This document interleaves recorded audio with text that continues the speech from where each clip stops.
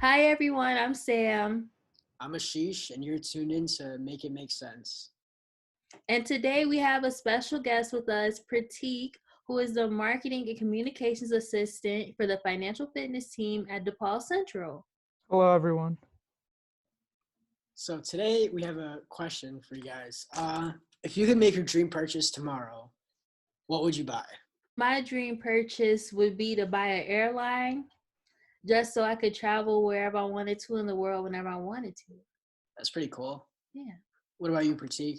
I would probably buy the coronavirus vaccine just so we could get this all over with. I think I would buy an island. I can do whatever I want on it.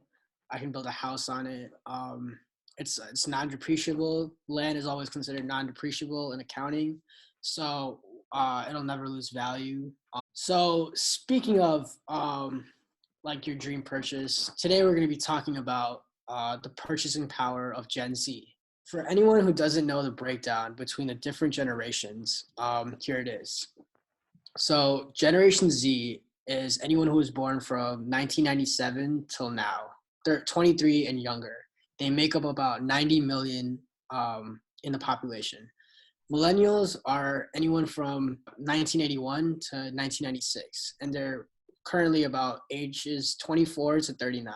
And baby boomers, who they make up about 72.56 million, and then their ages 55 to 73. So today we're going to be talking about the purchasing power of Gen Z. How do you all feel when people say you're a part of Gen Z? Like sometimes for me, it feels like it's an insult in a sense. Yeah, I kind of think I'm a millennial. I think like the characteristics of Gen Z, they don't really apply to me. One thing I read was that millennials are very like frugal. And then when they splurge on things that are like they splurge on experiences, which I've been known to do a lot. I'll pay like, $200-$300 for concert tickets because why not, I haven't really had those kind of talks, but I would say I like come in the middle somewhere. I feel like I'm like a sheesh where I feel like I'm more of a millennial than Gen Z just because I have an older brother who's 5 years older than me. So I feel like a lot of my upbringing reflected his. So I relate more to his experiences than like the teenagers now who are like, I grew up with smartphones and not playing outside and stuff. Yeah, definitely. So they say that 31% of young millennials don't have any money in their savings account. What do you guys think about that? Yeah, I think a lot of people are living paycheck to paycheck, but I also feel like some people don't feel like a rush to get like a steady job.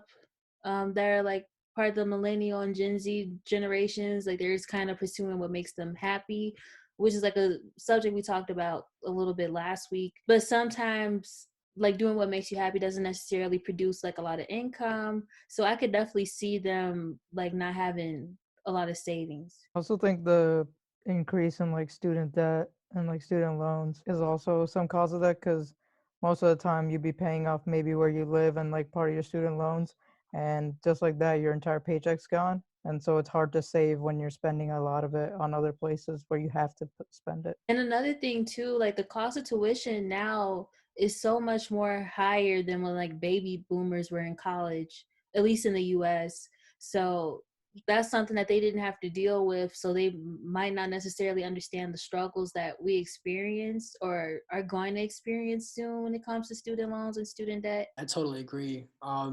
I mean, if you look at our generation, right, we grew up in a society where after post 9/11, for 9/11, I know like that stopped the economy as a whole. And so we've grown up with like two financial crashes. Currently right now, the economy is just like on a standstill and a free fall.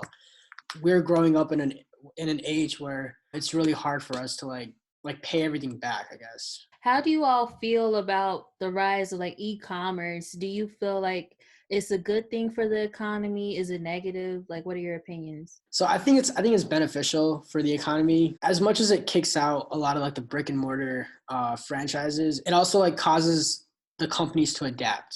Change is always good, and it keeps people like on their toes. And yeah.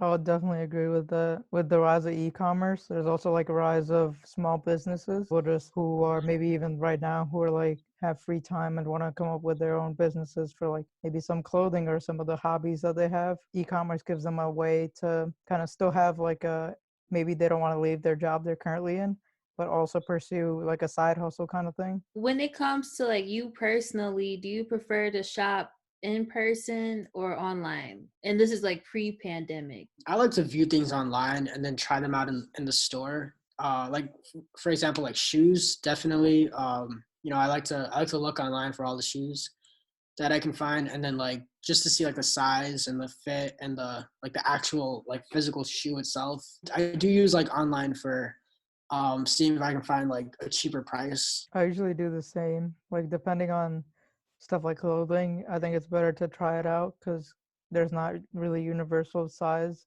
even though they have sizes that are like supposed to be universal. But it's always good to try just because you might not know if it fits you or not. But when it comes to like other stuff, like maybe utensils or something, I would rather order it online because I don't want to like wait in line and it would just like ship to my doorstep and I just have to like wake up, pick it up, and like open it and it's right there. It's really convenient. I also think like especially with ordering food, it creates a lot more choice for certain things. It's like it's cool to shop online, but for certain things, you have to get in store. So, do you think that brick and mortar stores are going to be obsolete in the near future? I think brick and mortar stores are still relevant. A good example of like uh, what's going on like with brick and mortar stores is Amazon. Like if you take a look at Amazon, it started out as a online platform, right? But it's actually combining uh, the concept of a brick and mortar store as well as an online platform. It's useful because like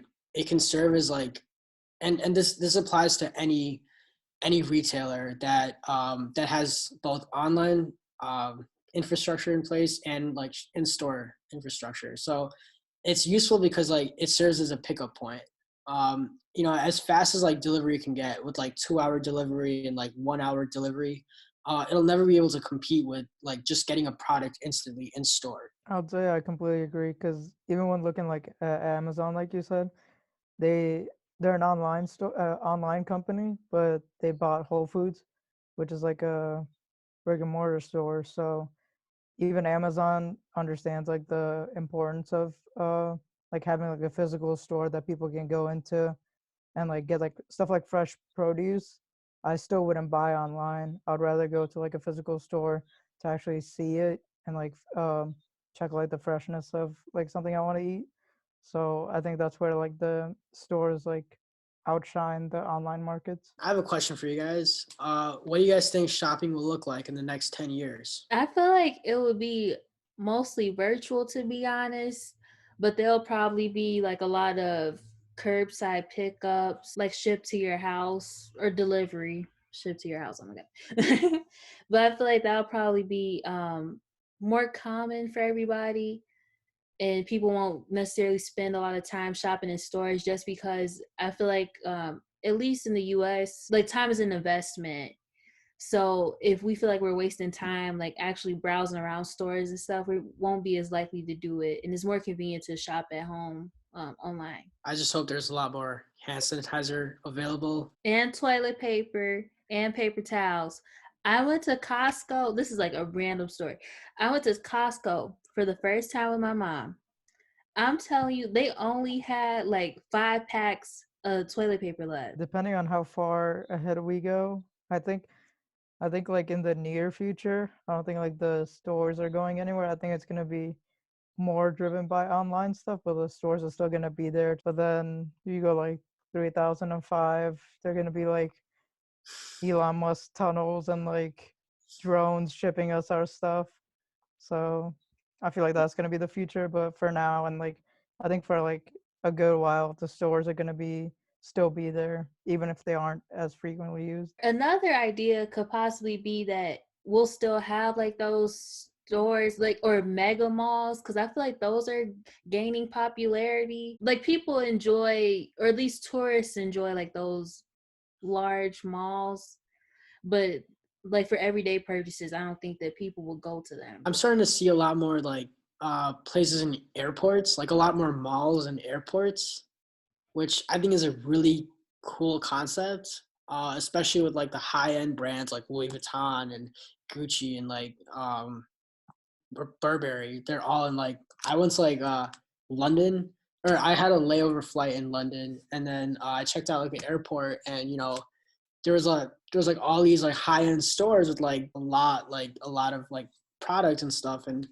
I thought that was a pretty cool idea because when you're traveling, you're enticed to spend more money than you would regularly. I think there's going to be a lot more investment in airports and like places where like tourism, if the tourism and hospitality industry survives this pandemic. I think they will, like, Oh no, they will. They yeah, will. like, It's just like it's hard, like there's gonna be a lot more changes. I feel like in the tourism and hospitality industry, especially with like the cruise lines and stuff. And speaking of the purchasing power of Gen Z, we were talking about that topic in one of my courses recently, and basically about how Gen Z and somewhat millennials care more about the values of the companies rather than the products they produce. And if they don't align with the company's values, then they won't shop from that company, even if it is like a large corporation. So how do you all feel about that? What are your opinions? yeah, so I totally agree with that. Like I sometimes I will go to Whole Foods and like I'll look at like the different values in the back of like the package of a product, and then depending on that, even if it's like a little bit more expensive, I'll prefer that product over something that's, I don't know, like polluting the ocean and stuff. I'm more of a value uh spender instead of a values based spender instead of a value based spender, if that makes sense. Those are bars right there. But I would say I'm like the opposite because I look at the value of like what it is. I also do look at sometimes like if the company's like really like they've done something like really bad, then um I might be like a little hesitant. But if the product is like good, I still would buy it because the product is good. Yeah, I agree. There's like a lot of companies who've had like recent controversies. And I think with the popularity of like cancellation culture, like that's something that's shifted the way we view certain companies. And for instance, that's another like interesting thing that comes out of like the value based consumer culture we have now. I don't agree with cancellation culture. I think it's dumb. um I don't know, because like I feel like people choose what they want to cancel, if it's whether or not it's easy for them to cancel it. There's like a huge impact for in terms of social media and like how they have on the brand. For example, like something could happen on Twitter where like it's like a product name is like mislabeled in a way that might seem like to come out with the wrong intent, and just like that it spreads on social media through like the power of social media. So it's just really interesting to see how fast it spreads and then how fast it also like goes away. Because I feel like, yeah, like you said, like in a day they like just forget about it because there's like another company, there's like another controversy, and then it's just like a cycle of cancellation, but no one's actually getting canceled. Yeah, see, I feel like that's another thing that baby boomers did not have to worry about is social media. On a positive note, there are some brands that when I see their values, like that does motivate me to make a purchase. For instance, Tom's, like every pair of shoes you purchase, they donate one to a child in need. So when I saw that, I was like, oh, like, I wasn't so sure if I wanted to purchase a shoe, but now I'm more inclined to purchase it in the future because they do like a good deed for other people. So thank you all for tuning in to our third episode. Join us next week where we'll be talking about building your savings as a college student. And be sure to follow us on Instagram, Facebook, and Twitter at DePaul Central. Perfect.